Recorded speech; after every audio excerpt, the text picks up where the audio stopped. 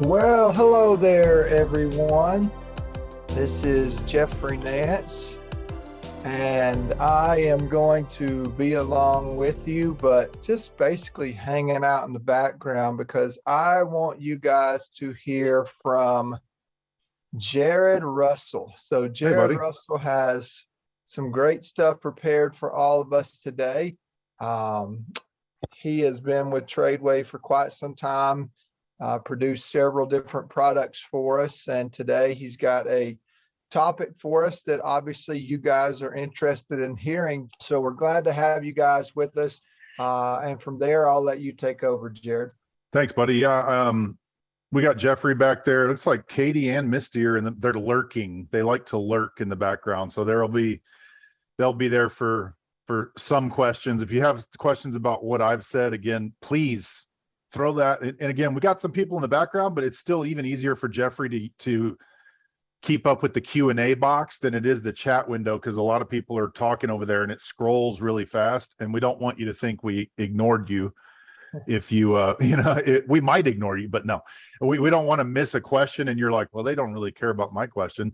But if you put it in the Q&A, it will sit there until we see it. So anyway, yeah, I'm just gonna do a quick intro with the camera on. I'm gonna cut it off so you can not look at me while we're talking about charts. The charts are way prettier, or at least hopefully I'm picking ones that are prettier.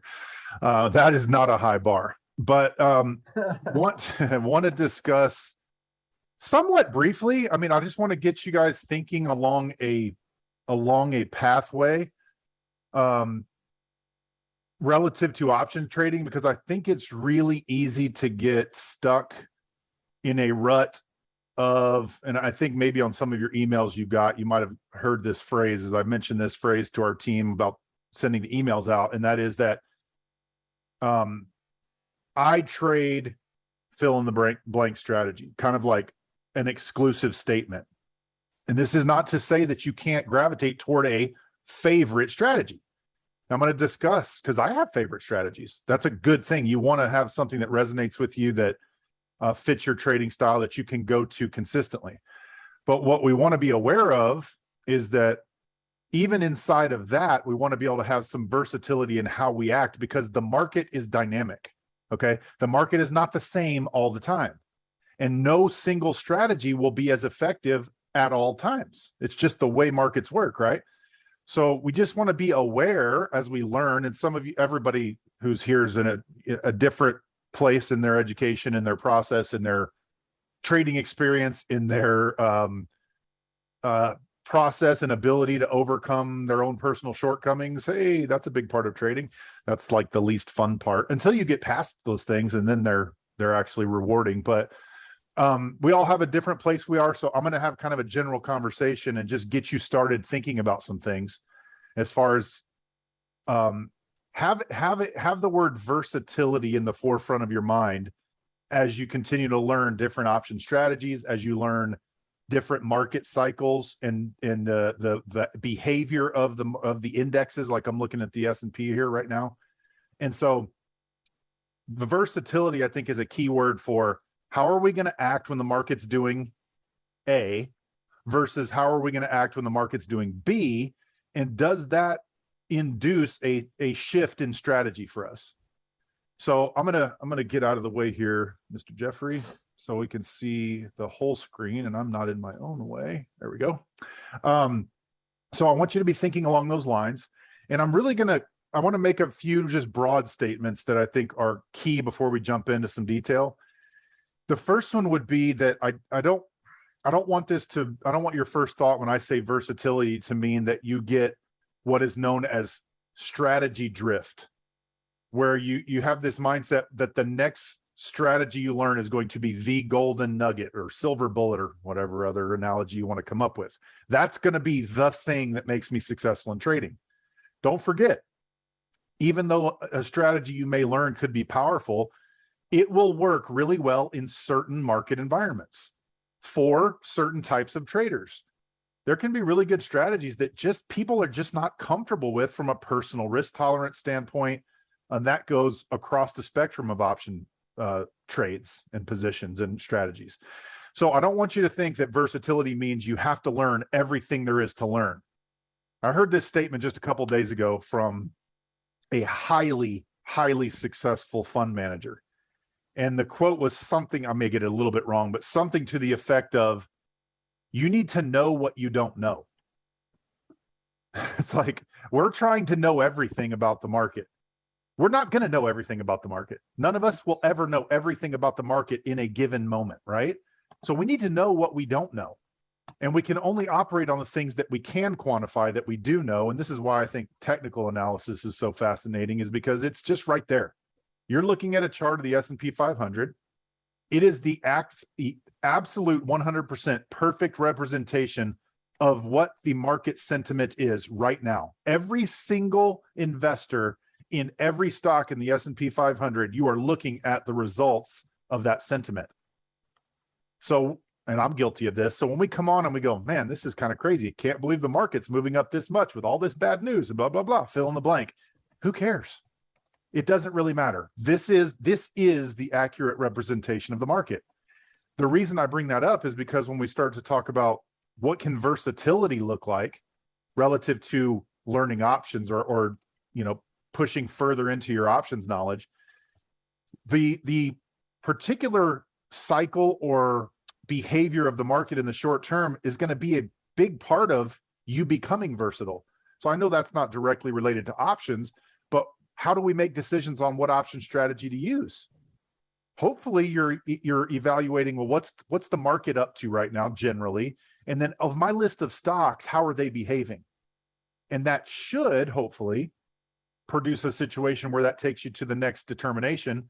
Hey, what strategy do I want to work on right now? Do I have any of you raise your hand if you've thought in those terms? The market's doing this. I might want to consider fill in the blank with a strategy that would fit more what the market's doing. And I'm going to give you some kind of broad examples. Good. Some of I think it's important to think that way. Now, again, this does not mean that you have to know 37 strategies. All right. If you can know 37 strategies and you know exactly where each of those fits in certain markets and you use those at the right times, fantastic. You can know even more than that. The truth is, though, most of us will not be effective with that many strategies. Right? We need to hone it in on a few that fit different market environments that we can utilize when we see the market giving us those signals, if you will. Now, I'm just going to give you a couple of broad examples. And here's how I like to do it, because I think most of us, if you are, and I know some of you may not even be trading options yet, but for most of you, I think you probably are. And I'm just going to compare a couple of different ideas and some different thinking behind, let me do this right quick, behind how you might consider a couple of different strategy decisions as a basis for the conversation, right? So if you're trying to take advantage of what the market's doing, all right, and we know that this has been, we'll see what happens, right? But we know that this was a bear market low for now. The S&P was down somewhere around 24% at that time, all right? Then we had this starting of a base that formed. And I'm gonna just go out for this example and say that we didn't have much proof of anything bullish until we got above that 50-day moving average. Now, in this case, this is a simple moving average, but it would be true for the 50 EMA as well. All right, we got above a really key historical moving average, right? The 50 period. All right, so at that point, we had a Fed day, a Fed meeting right here. And then Thursday, we had a follow through. Now, what we've been getting, and I'm going to get to the point here, believe me, but I got to set this up. What we've been getting after Fed announcements is this right here. I mean, we've been getting that consistently, where the day of the Fed, they make their announcement, there's a rate decision, and things run up to the upside, and then they get totally blasted the following day, right? I was talking about this on that Fed day. I have a webinar every Wednesday for our workshop pro service. And I was saying, look, I know this looks really good from a technical standpoint, but we have been getting really blasted the day after. So I want to see how Thursday acts. Well, once we got the sellers coming in the morning, and then buyers recovered and closed this near the highs, that was a very good signal that we were going to have some more upside in the market. For how long? Nobody knows. but it seemed to me like that was a pretty good idea, that we were going to get some movement to the upside. So in the conversation of being versatile, if you're seeing a pattern, and let's just go back to the technicals, right? We had a pretty significant area of highs right here. The break above the 50-day pulled back, and we held those highs as support above the 50-day. It doesn't get a lot better than that, right? Does that look like, just based on what you know, does that look like it might be a really good opportunity to take advantage of the upward movement, the updraft in prices in the broad market? Now, I know I'm saying this in hindsight, but I know Jeffrey was talking about this at the time. I was talking about this at the time. This was an opportunity. It absolutely was. Does anybody see that as, at the time? Now, I know you're looking back at it going, oh, it was a great opportunity. I should have bought a bunch of stuff. But it was pretty obvious if you know what to look for and you can commit to the price action, to the pattern. So versatility would say, okay, I am seeing a market that I think has the real potential to move upward. I have choices in option trading to take advantage of that. Starting with, I might buy calls, right? I may go out and be really aggressive. If I think this is a really good signal that we could get a push higher like we've seen, it's going to be hard to get a lot better value over a few weeks than just buying some calls on strong stocks, right? It's going to be hard to beat that. When you get a really good directional move and you've got some calls on, it is a thing of beauty, right? It is not the easiest thing to hold as they make those moves, but if you want bang for your buck and you're finding a point in the market that is showing you some real momentum in the trend, it's going to be hard to beat just something directional, right? Is that your only choice though? Well, no. I mean, certainly in a day like, and I'm using this example as if it were a stock, but just making a point here. You could have easily, right in here on these 2 days, said, you know what, I am uncomfortable. I know that the market is looking bullish in the short term, but man, we're in a bear market and I just don't have a level of confidence that allows me to come in here and buy calls. I cannot possibly tell you that I don't think you would be making the right decision by selling a bull put credit spread down here. And the reason that would be right is because it was right for you based on what you just said. I don't know that I have enough confidence that this market is going to actually make a move to the upside here, but obviously there's some bullishness happening and I want to take advantage of that. So I'm going to have some understanding of different strategies, use the versatility to take the trade that I'm comfortable with at that time. I'm speaking for anybody, right? That would be, hey, I'm going to sell some out of the money puts. I'm going to protect myself here and cap my risk. And if the market moves up, I'm going to make a predetermined amount of money that I will be totally happy with. You chose the right trade. Okay. Even just that example proves that you have to have some level of versatility in your decisions and in your arsenal in order to make the decision, right? And when I see people say, well, all I do is trade puts and calls, it's not that that is wrong. Okay, here's what it means. It just means you're going to be more limited in the productive periods of time where those things are really working well. So when I hear somebody say, I'm a directional trader, I trade puts and calls, only, let's say. I'm like, hey, one of my favorite things to do. Okay, by the way, I love trading stock. I love trading calls is my favorite thing to do, right? Because I like it when markets are moving up. Those are where the biggest profits are, I think. One of my favorite things to do. But what if the market's not doing this? Like, what if we're not getting this kind of move? Are those calls going to be working really well when the market's doing this?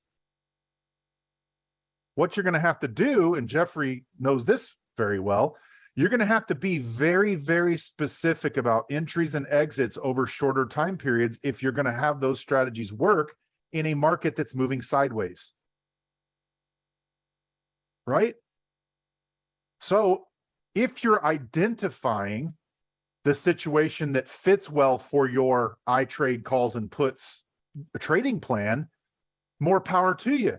Hammer that, and you will likely have very good results when the market is in a momentum move. The question becomes, do you recognize that you're going to have to take your foot off the gas significantly in situations where markets are not trending in the short term? like these areas that I've highlighted. And one big problem I had early on, when all I really knew basically was like to buy a put or a call, was that number one, I was just really excited about what I had just learned and I wanted to implement it. But I didn't have any versatility at all in my arsenal. So all I knew was, hey, if markets are going up today, I can buy calls. And if stocks go up, I make money. That's great. But versatility goes beyond just your option strategy. It's recognizing what's happening in the market. And the point of all that was to say, you're going to have to be much more specific and patient about entering and taking advantage of trades if all you do is take those highly directional positions. That's not wrong, because the truth is those trades can have some very, very lopsided reward to risk. And that's always appealing, to have a very high reward potential and relatively low risk. Everybody likes that. But you don't get that opportunity just every day, or at least the market isn't producing a really powerful momentum type move every day. I would call that a really good momentum move. So are you building versatility into your trading plan where even in a short-term manner, when the market has proven to you, oh man, we got above this 50, this little yellow dotted line, yellowish orange, is the 100 simple moving average. Notice how we came up there, we chopped around for like 7 days. Okay, well, if you're looking at that and let's say you identified it right here, oh man, this thing is just chopping around. It can't decide where it wants to go. If you're looking at that thinking, I'm not really sure, and by the way, this would be a very logical thing to say, I'm not sure at this point if this move up is over, because look at this resistance up here. This thing might fail. I'm not sure at this point. I did have some confidence right here in this directional move of the market. So I was able to buy some call option. That worked out really well. But my short-term outlook has changed a little bit based on the fact that the market's moved straight up into this resistance. Maybe I want to shift to a credit spread, let's say, because I know that that trade can make money whether I get the pattern right or not. And considering the fact that I'm recognizing some caution in the market, I might want to change my outlook. But if all you see, you don't see that if your whole mindset is I only trade calls. And I'm going to go to the flip side of this, by the way, and say, if you're only trading credit spreads, and we're going to take the other side of this because it's only fair to do that. And there are huge benefits and drawbacks to either way. This is why I want to talk about versatility, because I think it's smart to do both, or to consider both, depending on what the market's offering you. Okay. So I think it goes without saying that if you could have foreseen this move, buying calls on strong stocks right here would have been a great idea and probably would have worked out really well for you. Guess what some of the good news is? If you had sold credit spreads, bull put credit spreads, the same statement would be true, right? I mean, you would have known going in that you had a limited amount of money that you could make. It's the credit you received there, and you were okay with that. And the market moved up and away, and let's just assume your stocks did the same and kind of moved up and away from your spread. It expired worthless, or you were able to close it out for a lot less than you sold it for, which is obviously always the goal. And that was a success. Okay. What I want you to think about, though, is not just in terms of did this credit spread make money or did the calls make money, but did you recognize an opportunity here? Okay. And because you were locked in and saying, I'm a credit spread trader, I'm taking the other side of the analogy here. I'm a credit spread trader. That's, quote, what I do.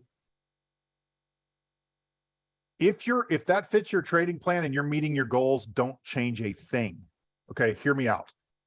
If you're taking a strategy and it's working for you and you're meeting your goals, do not change anything, no matter what anybody tells you, because meeting your goals is all that matters. But if you're wondering in a market move like this, when you look back at stocks that made 10, 15, 20, 25% moves, and your call options could have doubled, and you made 18%, 15%, 10%, 20%, and you're going, man, maybe I should try, maybe I should look into some versatility here. Should I have actually considered some call options here?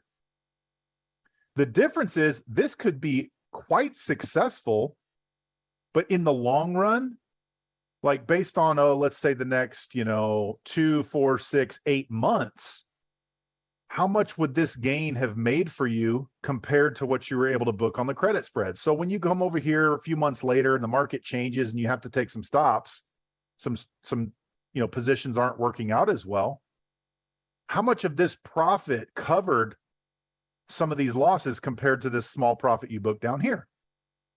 And that's just speaking to trying to take advantage the best way you can of what that, and this is, I'm talking about the general market, but let's remember 75, 80% of stocks are going to move with the broad market. That's why we focus on it so much.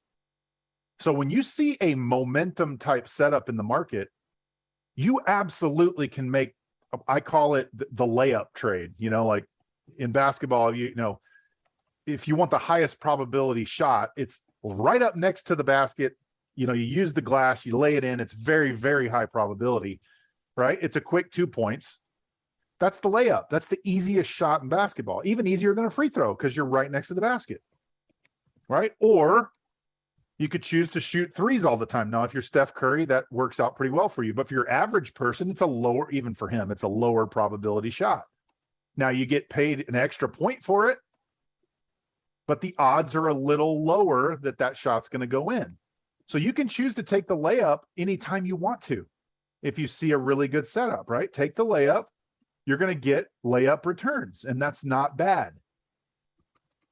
The key, though, is if you can recognize these opportunities in the market where the momentum is shifting, all of this told us.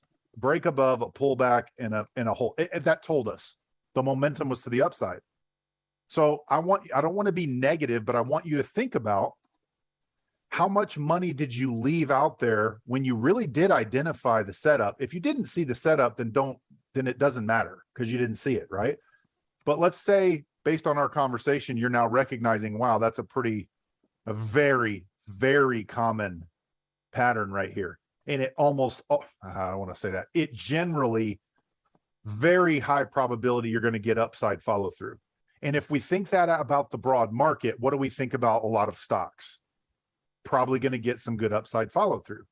So if you see that and you still take the credit spread just because, well, that's my trade, you might be really leaving quite a bit of profitability on the table, and you might need that profitability later down the road when the market changes and you have to take some losses. Those losses over here are going to chew into this profit a lot quicker than they're going to chew into the bigger profit. And so we're kind of expanding this out to looking at the bigger picture. But if you don't have any versatility, if you're just saying I only trade credit spreads, you should have quite a bit more winning trades than losing trades. And you have to, because you're not going to make as much as you're risking, right? You have to have a lot more winners than losers. If you're trading only call options, you very, very likely need to have much bigger winning trades than your losing trades. Okay. You can lose more often than you win, actually, because those call options, debit spreads, things that are really directional, tend to make you a bigger percentage than when you lose, or you need to at least plan your trades that way. But you've got to have these things bouncing around in your head when you're deciding what strategy to use. So I think this becomes a problem for people because we learn, let's just say, 3 major option strategies. We can buy puts and calls, our steps 2, 3, and 4. Buy puts and calls, sell credit spreads, or buy debit spreads, right? And I think even in those 3 strategies, you can get that drift, that strategy drift, where you're kind of bouncing from one thing to another. And generally the reason is this: the market's going sideways and you're trying to buy puts and calls and you're getting chopped up and stopped out. And you're like, man, forget this. I'm not buying any puts and calls. This isn't working. Then the market shows you a change, or maybe you didn't see it, but we're going to show you that we're showing you the change here. The market breaks above the 50 and holds as support and gives a very obvious bullish move. But in your mind, puts and calls aren't working. So now you go and you're like, I'm just going to sell credit spreads because I'm not getting any follow through on the puts and calls. So you sell the credit spread and it's great. And that's not a bad thing. But what you did not do was really match up what the market was giving you at each of these given moments to the strategy that might give you the best bang for your buck at that time. So clearly understanding, this is just examples of two different strategies, but understanding what these two strategies give you relative to the condition of the market is a level of versatility. It's huge, actually, because over time, if you have an environment in the market where you have the potential for a momentum type move, you really want to take advantage of those times because markets are not always in that phase. Okay. You could have made the same case for this right here, this candle for a bearish entry into the market. And that's not all hindsight. We were talking about it when this little shelf was broken, even at the end of this day. That was a momentum type move. We had a consolidation phase in a resistance area, and then the stock just, the market broke down. Now, could you sell bear call credit spreads up here and make money? Of course, absolutely. Making money is a positive thing. Don't get me wrong. But had you bought some puts here based on that pattern showing you, we're on our way to a directional move, even if it were only to these lows, that would have been significant. Ended up going much lower. But just evaluating what the pattern is, what it's showing you. And if these things are like, man, I don't know, I would have, if you hadn't have shown me that, I would not have noticed that that was a more momentum driven scenario. Well, now you know. This is a pattern that happens. And by the way, one of my favorite patterns in all of trading is when you have all your EMAs like this, right? And the price rallies above the EMAs and pulls back and gives you that right there. Gosh, that is a nice one. And in one way, that's what happened here. It just happened to be that major 50-day moving average. Now, let me go ahead and real quickly just flip over to the EMAs. And it's the same idea, right? Let me go to 3-month daily. Right here, same idea, not quite the same as the 50 simple, but bottom line is we had a rally up above the EMAs, we pulled back, and then started to follow through right here. That is deep. I mean, I'm not saying that this is not picking a bottom, by the way. This would be like, well, I should have been buying right here. Get out of here. Nobody knew to buy right there, right? But if you saw this and this was the first time you bought, was there enough money in that move for you to be happy without being a buyer down here? And by the way, this is the first time where the chart actually confirmed some bullishness. Now, just because a stock moves up doesn't mean it's bullish. It ran right into resistance, right? Just moving up isn't bullish. Moving up within a strong pattern is bullish. So had you seen that, there was a lot of opportunity here that choosing a strategy like a credit spread, for instance, may not have given you the best return for that scenario. But if you're not focused at all on being open-minded to different strategies, well, then you're stuck with what you got. You're stuck with what you got. You have to have a little bit of understanding of the strengths and limitations of each idea. Okay. And it, by the way, it is totally okay. I just admitted to you, one of my favorite things to do is just see a chart, pick a direction, buy a call or put. I love doing that. I still love doing that, even though I have all kinds of different strategies in my tool belt. It's fun to do because when you catch the right time in the market, it can be really lucrative. That is fun, right? Everybody say yes. Making good profits is fun. But the problem is if the market is not cooperating with that, just because it's my favorite thing to do doesn't mean it's the smartest thing to do. So I think we have to be really careful with the statement, my favorite strategy is, and it's not, and by the way, you can trade only that strategy, but you better be really, really specific about when you have your edge, because it's not going to be every day. It's just not, right? Trading calls and puts is not going to be the most lucrative thing to do on a day-to-day basis when you're getting triple-digit chop like this, or when the market's in a tight range going back and forth. If you would agree that most stocks follow the broad market, that may not be the best scenario. Even right in here, like I said, that's a pretty sideways move. And we had some swings from high to low, but pretty sideways move. So it's okay if that's your favorite thing to do. You'd be like me. However, I've got to be really specific about when to do that. Therefore, I'm going to have to sit out of the market a lot more than if I have just a little bit of versatility. And I can recognize an area like this and just be like, okay, you know what? The market's in a downtrend. The bears are definitely in charge, but we are getting some big time chop in the market. So what I'm going to do is I'm just going to sell bear call credit spreads, because I don't want to get caught stopping out of, a put that rallies, the S&P rallies 110 points the next day and stops me out. But if I sell a bear call spread up here, as long as the stock stays below that, I can make some money over the next week to 4 weeks, let's say. You see the difference? But if you are locked in, if your mentality is locked into one thing, you're simply not even going to look at those opportunities. And even more detrimental is you're going to be hammering your head against the wall trying to buy puts, and the market rips on you and you stop out. And then the next day it drops and you're like, oh, I can't believe it. And you buy more puts, and then the market rips on you and you stop out again. And then the next day the market falls and you can't believe it. You're just going to get chopped. It's really hard to trade in that kind of environment. Now, luckily, that doesn't happen a lot. It does happen, but it doesn't happen a lot. But if you're willing to either just shift a little bit in your strategy tool belt, or be able to recognize, okay, this is my strength.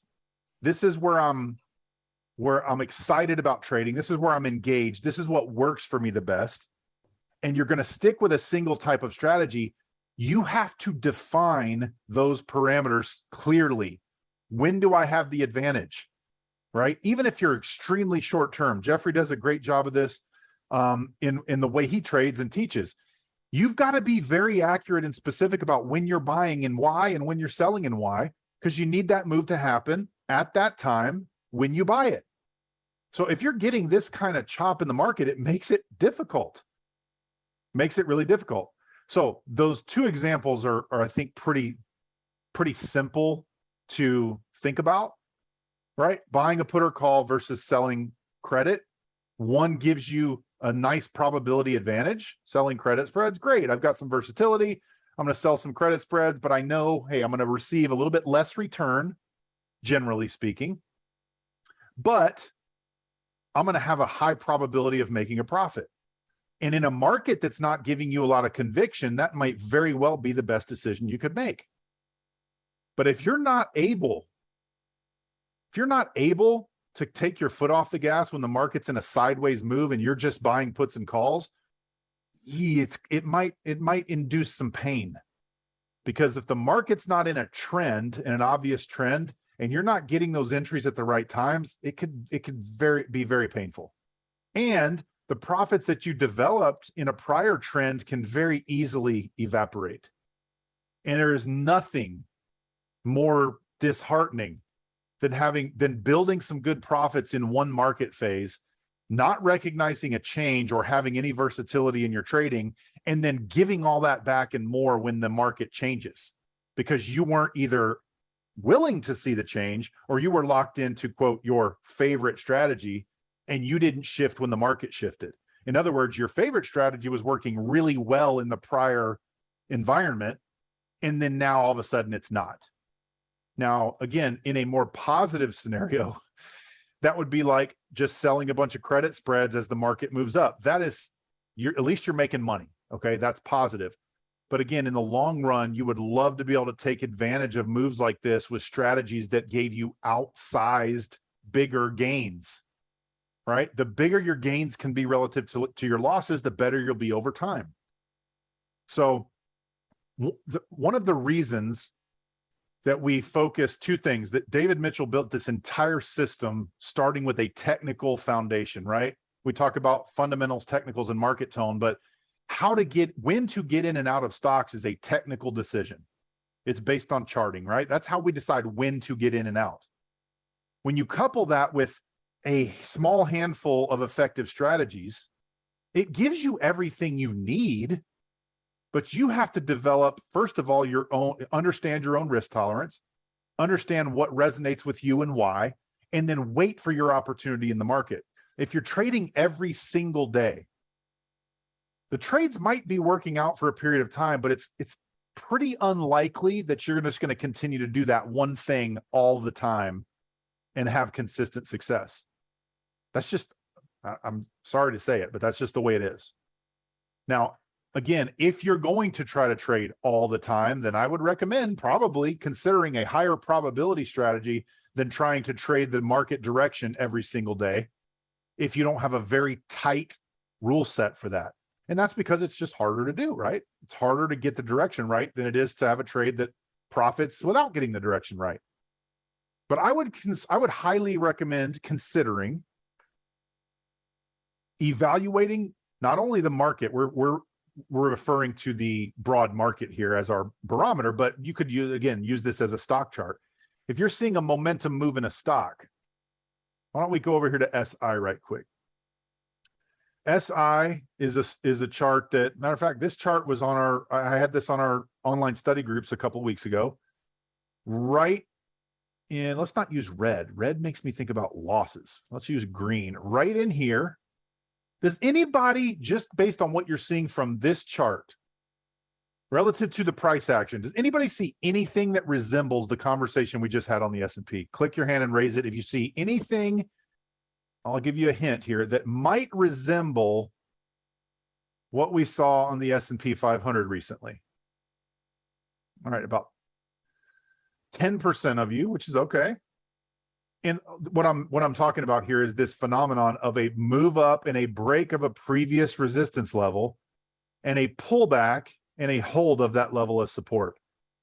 Technical analysis 101 happens so often you can't believe it if you're willing to wait and watch for it. But this right here, the reason this was on the radar, this is a flag pattern, right? This is a bull flag. The reason it was on the radar were for those exact specifications. And this was the Thursday after the Fed, that follow-through day. And it's like, if you're looking at this chart, you absolutely can sell that credit spread, but and make, let's just say 15%. Would that be fair? Everybody who trades credit spreads, tell me in chat, what would be a fair return? If I said, you made about 15% on that credit spread, 15 to 20% return would be solid, right? In that strategy. Janet agrees, Liz agrees. Okay. So let's say you made 15 to 20% here. If you took this entry with some call options, your calls would have close to doubled on this move. So it is a stock specific example of seeing the market at a place where it was starting to build some momentum and choosing a strategy because you have some versatility and you understand a few different things, choosing a strategy that's going to actually give you an outsized gain compared to the one that's going to give you a solid but much smaller gain. And look, you're not going to get this right every time. You're not going to peg this every time. And every time you decide to buy a call, you get the explosive move. Okay, I get it. But this would be compared to a chart that you are running up into a resistance level and the chart broke through and it was just consolidating along that resistance. And it hasn't shown you any specific bullishness in the short term. Well, immediately I might be thinking that is a very nice level that is starting to hold at support, but I'm not getting any confirmation that the buyers are coming in there to really create some momentum. So maybe that's a bull put spread decision. And I'm just using the same chart to make a different determination. So I know I'm kind of going over the same thing a little bit over and over here, a little bit strongly, but it is so important because in the long run, it sounds great. And I do respect the idea of taking the layup. I do. It's credit spreads give us a unique ability to profit consistently. That should not go unmentioned. But when the market gives you the specific metrics, the specific price action, and by the way, look at this big move, big breakout, big volume, flag, small volume, and then we started to recover. That is all very, very, that's textbook momentum stuff. When you see that developing, I'm not suggesting you have to go buy calls. What I'm saying is you might consider, okay, what tools do I have available to me? Is this a situation where I think this stock can really make one of those moves that really could pay for 4, 5, 6, 7, 8 losses potentially, right? Depending on how you're stopping out your trades. That is a valuable thing to take advantage of. And this is only one chart. There were more charts than you can count that did this when the S&P did its thing. I mean, just even though we're in, quote, a bear market, the S&P was showing us we're traders, guys. We're traders. If we see the daily chart showing us some confirmed bullishness, there is no reason not to consider trading that, even if it is inside of a broader market decline. There's nothing wrong with that. This is why we want to have skill sets and tools and versatility. So the point is, I don't want you to come out of this and say, I have to go trade a credit spread tomorrow if you're not comfortable doing that. But what I will say is, I think you need to get comfortable with some different strategies so that you can form fit those to what the market happens to be doing at the time. And that could be something, let's go back to the S&P. You might be looking at this right now. How could we evaluate this same conversation right now? Okay, well, now we're in a different spot than we were right here, aren't we? I mean, that was like the first opportunity of, hey, here we go. This thing is getting some serious momentum going. Let's go back to these simple moving averages. We've got a downtrend line. Does anybody see where that downtrend line comes from? The all-time high through the first major top after this rally. And it's really overlapping the 200 simple moving average right now. Okay. We are in a far different place here than we were here. The move is over. Now, I'm not suggesting the market can't move higher, but the move that was triggered right here has followed through in a big way. Truthfully, if you knew what to look for, that was a brand new opportunity right there that we've gotten 4 days of follow through from. But at this point, we've moved up to a major downtrend line. We are up against a pretty significant moving average, long-term moving average. Does anybody think the odds might be decent that we get a little bit of resting here? The biggest pullback we've had in this market move is 2.5%. That's not very much, considering how far we moved from this low. And I'm saying that all to say, maybe the momentum of this move needs a little bit of a rest. And because the market's made such a significant move, if I'm seeing really strong stocks, maybe I will go with the higher probability trade. Maybe even though the market is looking good here, if I'm expecting some resting, I might want to come over and find a chart that's really strong. It's making its move, but I'm going to choose to take the credit spread here because I think the market might be slowing down, has a very good chance of slowing down. So I'm going to trade when I see the opportunity, but I'm going to use my skill sets, my tools to choose something that gives me higher flexibility, higher probability.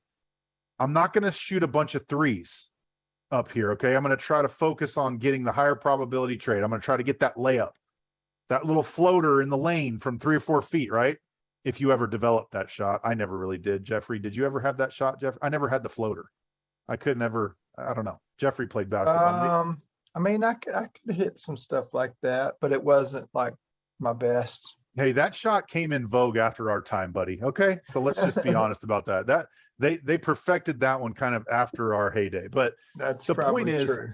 Still a higher probability shot than a 3 from 30 feet. Right? I mean, it's just the way, that's just math.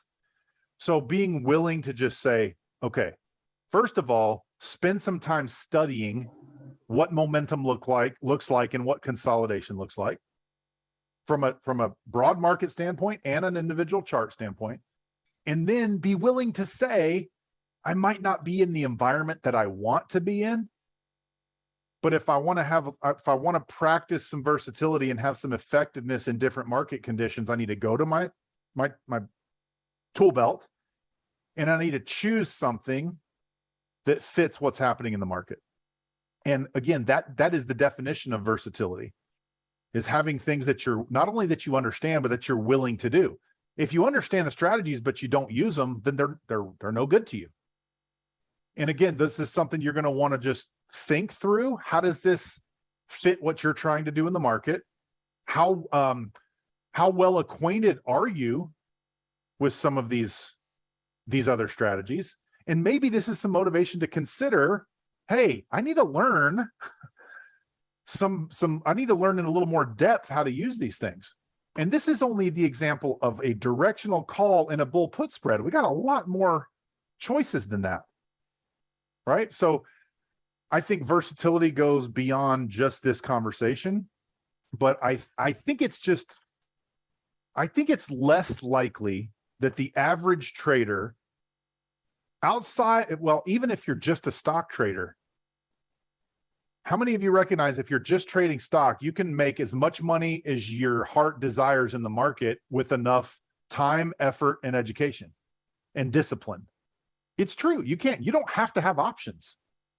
But boy, you better be really specific, really disciplined, and have a lot of sit out power. I mean, a lot, like months where you won't trade. I don't know about you, but there are not that many people that are willing to do that, especially once they understand how options can benefit them.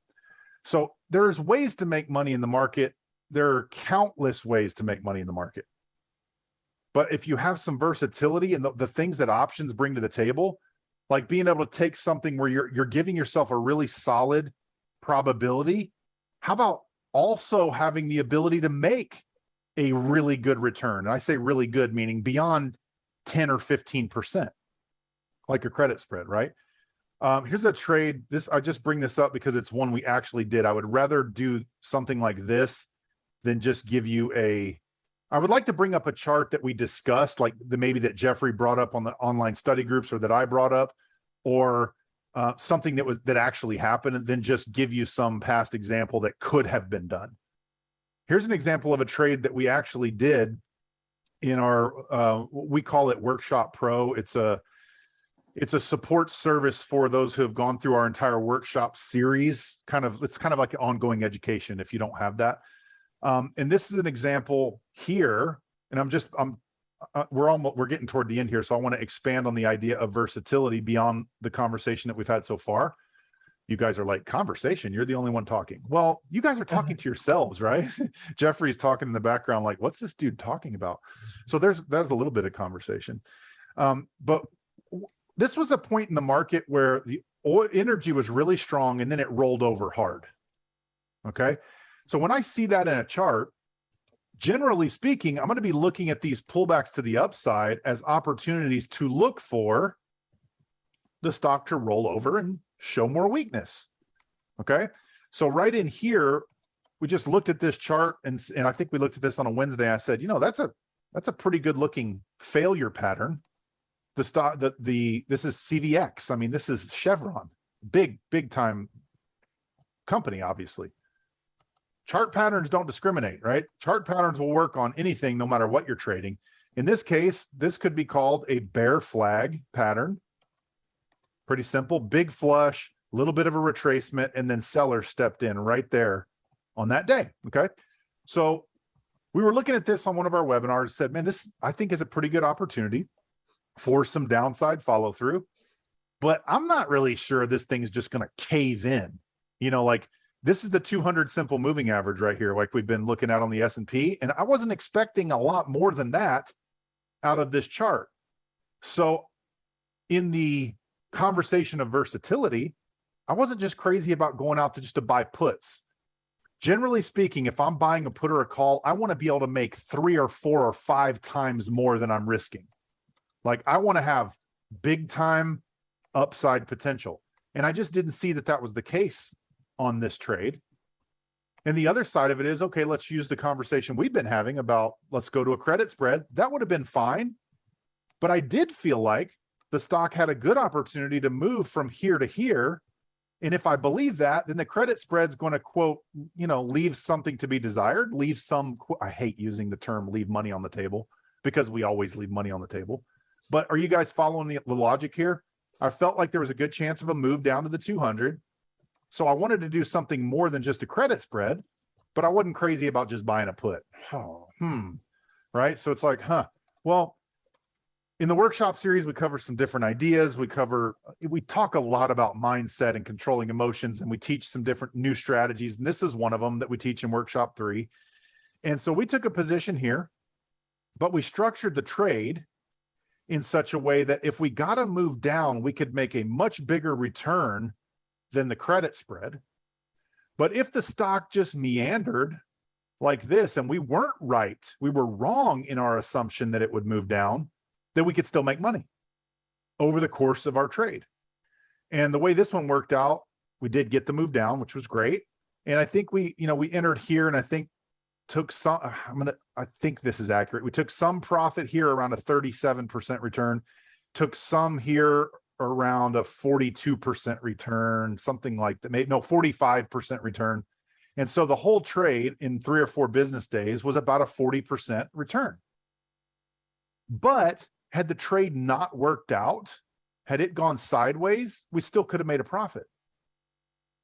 So that, I would say, is a very good example of versatility, using your skill sets to look at a chart, make a determination about what you believe is likely to happen, and then build a trade that says, you know what, if I get the desired result, I can make a much better return than just selling a bear call credit spread. But if the trade doesn't work the way I want it to, number one, if it reverses on me, we stop out. Done. Okay. Easy. When the trade doesn't work, it moves against us. We have clear stop out parameters. But if I don't get the directional move I'm expecting, and we just get annoying sideways, choppy move, we give ourselves the opportunity to still make a profit. I think it was 10 to 15% we could have made if the stock just chopped sideways until our expiration date. I would say that's a very high level of versatility. And again, just using this example because it's something that we acted on, which I think has more validity than just a past example that you could have utilized, right? So I say that to say there are a lot of different ways that you can take the word versatility and think through it. One of those will be your understanding of the broad market. I will admit that probably takes longer than other things to learn. But if you take your understanding of the broad market and you overlay that with just understanding price patterns, then it doesn't have to take as long as it took me to learn, right? I was stubborn and just, I got stuck on this is my favorite thing, or this is what I do, or I'm going to focus on this. And I know that it's easy to gravitate to that because we want to understand one thing at a time. But what I would tell you is understand one thing. And when you understand it, go understand something else, so that when the environment changes, you can change with it. All right. I think that's one thing that if you're here, by the way, if you're here and you are a Top Gun, you are a, let's see, Trader Pro Legacy, or you're in Trader Pro, and you have not been exposed to our workshop series, workshops 1, 2, and 3, or workshops 2 and 3, depending on where you are. This is a big focus for us. We do a lot of trades. We do paper trades in there together, but we do a lot of discussions and trades revolving around, you know what? I want to take advantage of what the market's doing now. What is my basket of tools? So in the workshop series, we increase your basket of tools so that you're able to go out and say, hey, I'm going to grab this tool for this situation because it's the one that fits. And I've built a higher level of versatility. So now I know I can take advantage of that. We have a very in-depth teaching on iron condors. What if you have a market or a stock that's going sideways and you recognize this is a sideways market, right? Right in here, you're like, this is a sideways market. I have a trade for that. Build some versatility. Have a trade that'll benefit from a sideways market that normally you'd just be annoyed by, right? That's the truth. Anytime you're in a market, you're like, well, this is just stupid and annoying. Consider, is there something I can learn to take advantage of this type of market? Sometimes it's just annoying, I'll give you an example of something that's annoying. I don't care what you're trying to trade. This is annoying.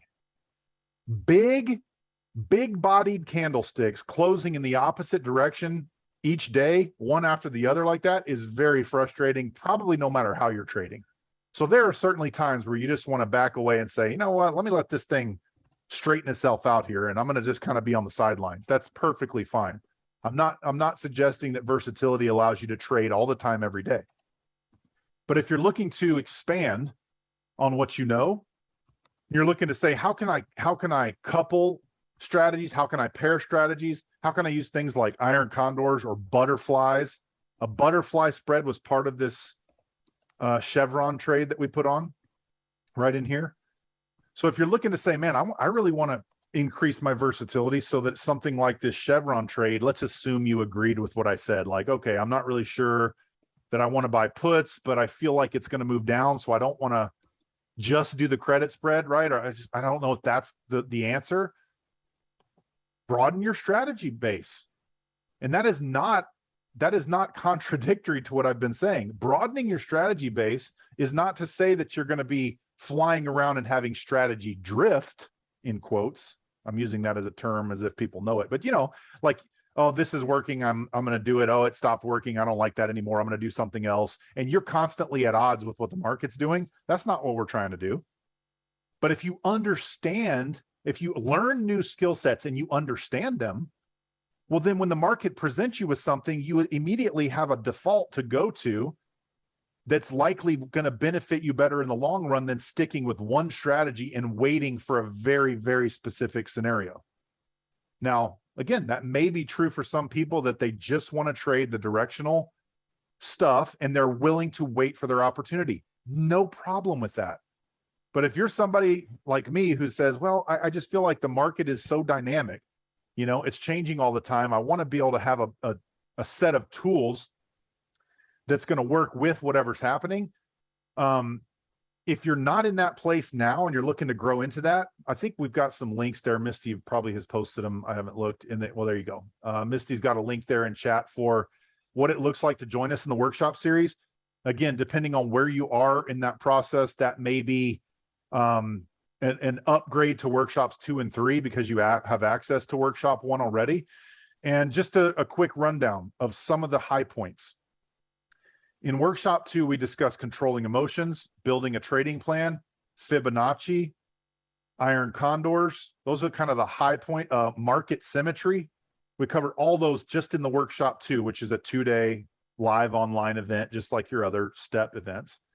And then in workshop 3, we continue the conversation of developing a trading plan. We talk about market internals, which is one that's fascinating to me. I've paid more attention to that in recent years and months than I have in the rest of my whole trading life.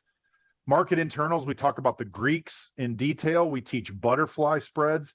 We talk about something that we refer to as structuring a theta positive trade, which is what the CVX trade was.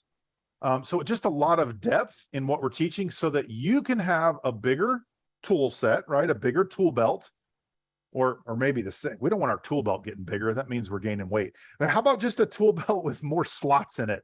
So, we can grab more stuff when we need it. We don't want the belt getting bigger, but you've got more choices so that when the market does one thing, you're able to respond to it instead of being limited to a very small set of strategies and a small understanding of the strategies. Does that make sense? So that may or may not be for you at this time, but we want to make that available to you. We ask your peers in chat. I'll feel free. Anybody who's had the workshop series and is in our Workshop Pro support service there, I am totally fine with you asking their opinion. And if they have praise or criticism, I'm all good with it, right? So I help lead that group, and I say help because we got an awesome group that is bringing ideas to the table all the time, trade ideas, questions, ongoing information. So it's a lot of fun. And so that's what I focus on kind of in the background during the week is sort of facilitating that group. But you have to have access to the content in order to have access to our Workshop Pro service. So if that's something if this conversation has resonated with you and you're at a place where you're looking for a little bit more like, wait, I need a broader basket of tools, but I also am interested in, I'm terrible at controlling my emotions.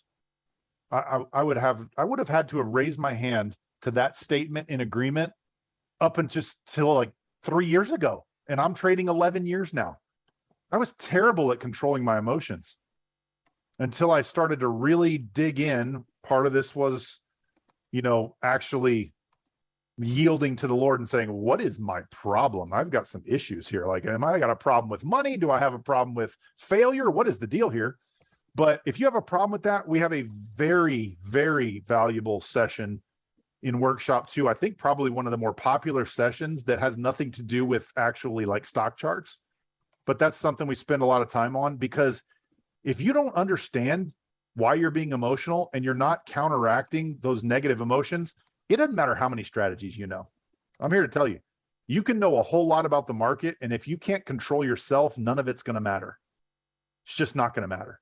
So anyway, I could talk about the workshops for a long time, but we're about an hour in here, and I know Jeffrey's been answering questions in the background. Anything that you think resonates that I should answer on the mic, Jeffrey, or have you been kind of getting those in the background as we've gone? No, I think I've done quite a few of them.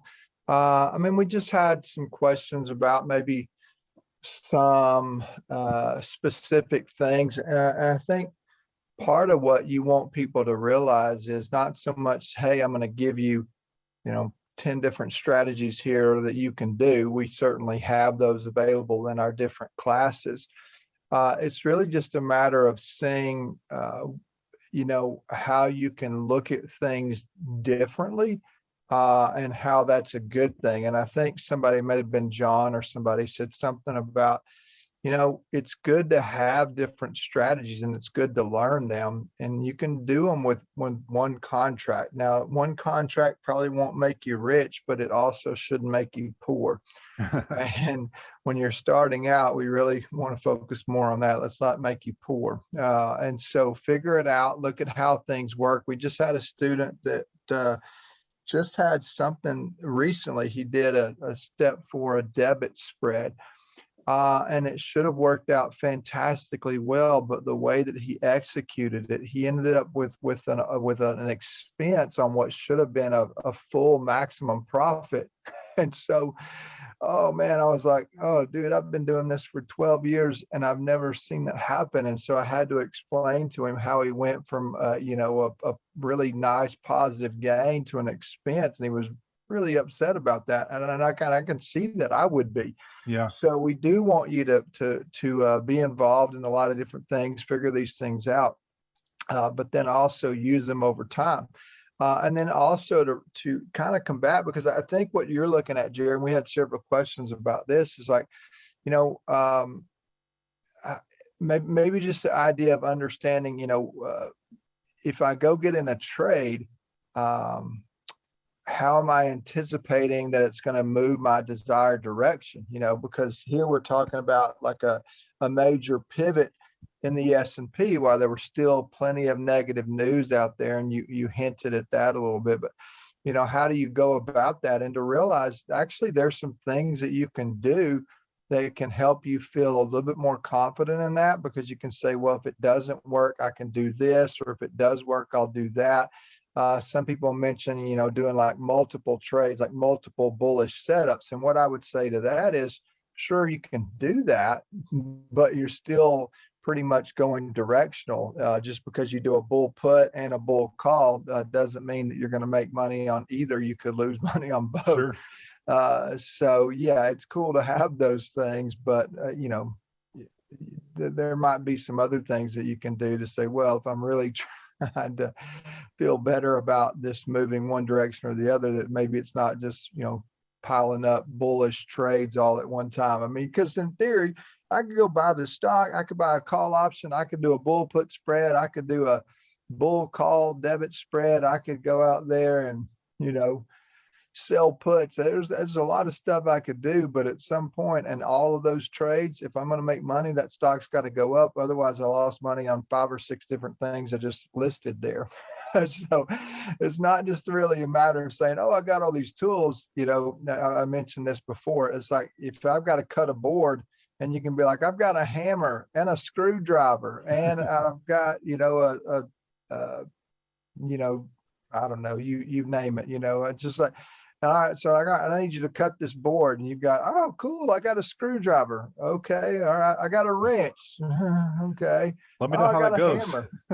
It's like, well, great, but those aren't going to be fun. Where, it would be better if you had a saw. And then there's some saws that would work better and faster than others. So I think that's really the key here that you were trying to share with people is, look, you can have a lot of tools, but you still need to use them the right way at the right time. And there's certain times when using a certain tool, because you could probably take that hammer and eventually cut that board. It won't look very pretty. Uh, but, And you but might it, tie up a lot of your valuable time hitting it, will right? tie up some time, but you could get it done. If you're one of those people that's like, I did it, I wanted to prove that I could do it and I did, then that's cool. And you could probably do that. But there's some ways that you can get the results you want faster. And I think you want to make sure that people are aware of that.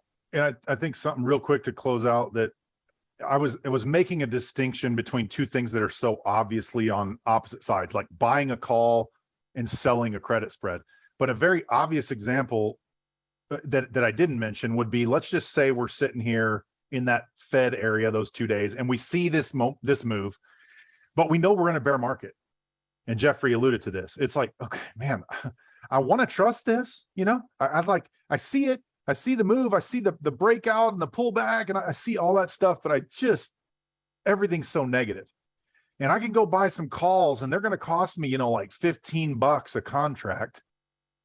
But I also got this debit spread I can trade. And let's say all of the things I just mentioned are true. And I think the market's going to move up, but instead of spending $15 on these calls, because I just don't have a lot of confidence, I'm going to choose, out of my versatility and understanding of strategies, I'm going to buy a debit spread, and it's only going to cost me $5, let's just say, right?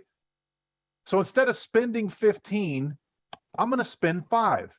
And if I get this right, I will have magnified the percentage return I can make on this move, but only risk $5, right? So there's a level of versatility in that. And so I don't want to, we could go through all of the strategies we teach, and that would be true in certain ways. But again, that just comes to understanding what the strategy is, the benefit it gives you, fitting that to what you're seeing in the market and what you're feeling. Feelings are going to happen. You might see this in the market, but feel a little uncomfortable. Well, that's a real thing, that's okay. So choose something that fits what you're feeling relative to what you're seeing. Go with it, learn from it, track your trade, and then see where that takes you. So I think, yeah, it's a good point. We don't want you to necessarily think that you're just doing a bunch of stuff because you can is effective. That is definitely not what we want you to think. But if you take some different metrics, some different understandings, some different strategies, and you do know how to apply those at the right times, that's kind of what we want, where we want you to get. If that's a place you're trying to go, if what you're doing in your trading right now is meeting your goals, again, hear me out. Do not change a thing ever. If you're meeting your goals, you don't need to change anything. Mission accomplished. Continue doing that. But if you're not, and you're thinking, yeah, you know what, I probably need to shore up the whole lack of versatility thing, then there are ways to do that. And again, we're just exposing you to some different things that we offer here so that you can make that decision. We're obviously open to questions. You can email us and ask anything you need to ask, and we'll take it from there. But we have anything else we need to cover here? Looks like we're kind of caught up on the content questions here. Do we think the S&P is in an uptrend or a downtrend? Let's see. Let me read the question correctly. Ron says, I've been occupied by unavoidable other issues. Have TRADEway decided if the current uptrend is let's call it a bear market rally or a new uptrend? Well, you posed the question as, what does TRADEway think? I don't know. I don't know that we have one answer for that. I will give you my answer, Ron. And that is a time frame question. So if your question is this a bull market? I will not define this as a bull market until the S&P and other indexes have gotten above their 200-day moving average and held for a few weeks. For me, that will be, and then we start to see buyers come in. We start to see a lot of stocks coming out of bases on higher volume. Then I will say we're in a bull market. Until that happens, this is a bear market rally for me. And that's why that doesn't mean it can't be traded. If you didn't know anything about anything in the market and you saw this, what would you say? That's bullish? Man, that's on fire. Great. Go trade what you see. Take some entries. Take some entries. Right? So are we in a bull market? Jeffrey, feel free to answer on the end of this. I would not call this a bull market yet, just based on those broader factors, but we may be in one and not know it yet. That would be my answer. It's not an easy question to answer. The good news is I don't think we have to call what the market is to benefit from what the market's doing. There are going to be points in time like this right here where it's like, crunch time. Are the bulls really going to be able to keep this going with this macroeconomic drag? We'll find out. If they do, it is what it is. I have my doubts, but if they do, they do. We trade what we see. And so if we keep seeing follow through, we keep trading follow through. Any other thoughts there, Jeffrey, before we close it out? Yeah, I mean, I've been saying it for a bit, Jared, but I mean, we could go to step one and you could call the newest student there that had never seen a chart and say, what do the last 2 months look like? And if you've taught them anything at all, they're going to say, isn't that an uptrend? So at the very least now, an advanced student might say, what about the possibility of an ascending wedge, something like that? But no, most people are going to look at the last 2 months and go, well, that's an uptrend. So at the very least, could the market turn down at any point? Sure. But that's like saying, could the market turn up at any point? It's like, we can always say, well, there are what if scenarios, and we certainly need to be aware of those. But for the most part, particularly if we break and close above 4,300, maybe the 200 day, then at some point you got to say, all right, and what I've done with the TGEs, at least for the last 6 weeks or month or so, I wrote an article about whether or not this was the new bull, like I think it was like a month ago. And said, what you have to decide is, am I okay with missing this? If this turns out to be the new bull market, am I okay with missing it? So do I want to get in now and ride this out for the next 4 to 6, 7 months? Or do I want to say, I'm going to be very cautious until this happens, or until this happens, or until this happens. But at some point, what you have to do by saying that is say, well, then I'm content with missing out on this month. I'm content on missing out on this run. And that's fine as long as you have agreed with that sentiment. So that's where I would say it doesn't matter to me. You can get caught up in labels. Yes. And if you end up saying the same thing, I said this new thing is called a bear market rally. To me, I don't really know, like what does that mean? Like it recovers and then it drops again. I mean, if that happens, fine, it does. But let the chart, we talk about this all the time. The chart is a gorilla leads, we follow. So just be aware of what the chart is saying, and then let it lead you. One last thing, because that was so good. One last thing. I think you said something so important. We can get caught up in labels, or we can trade what we see. Right? Like, so is this a bull market is really a time frame question. So one last thing, and then I promise we'll let you guys go. Let me go to the weekly. I did this on the study groups last night. And let me zoom a little bit here. And you could easily look at the weekly chart and you could say, let's take point to point to point. And you could say, well, this is still a downtrend. Okay, fine. So let's call this a bear market. If it makes everybody feel happy, we can call it a bear market. But does that have any direct relationship to what we were showing here? That is an absolutely good bullish opportunity. Maybe right there, all along in here. So what kind of market we're in is a time frame related question. You absolutely could have taken advantage of this and still said we are in a bear market. That's what I've been saying. I've been advocating for entries along in here, but saying, hey, we are in a bear market. But guess what? Some of the biggest rallies in history in short periods of time happen in bear markets. So trade what you see. Don't get caught up in trying to peg what we think the market, what kind of broad situation we're in, trade what you see. You'll be a lot better off emotionally by just trading what you see, because then you can define the terms, you can define your risk, your trade, go with it, evaluate it, go on to the next trade. So that was a lot longer than I expected to go here. We're at close to an hour and 15 minutes here, but hopefully it gave you a few things to think about. Let us know if you have questions. Thank you to Jeffrey. I know Misty and Katie were in the background helping out too, so much appreciated. If you have questions, please let us know, and we will see you on the next topical. Everyone have a great day. See you next time.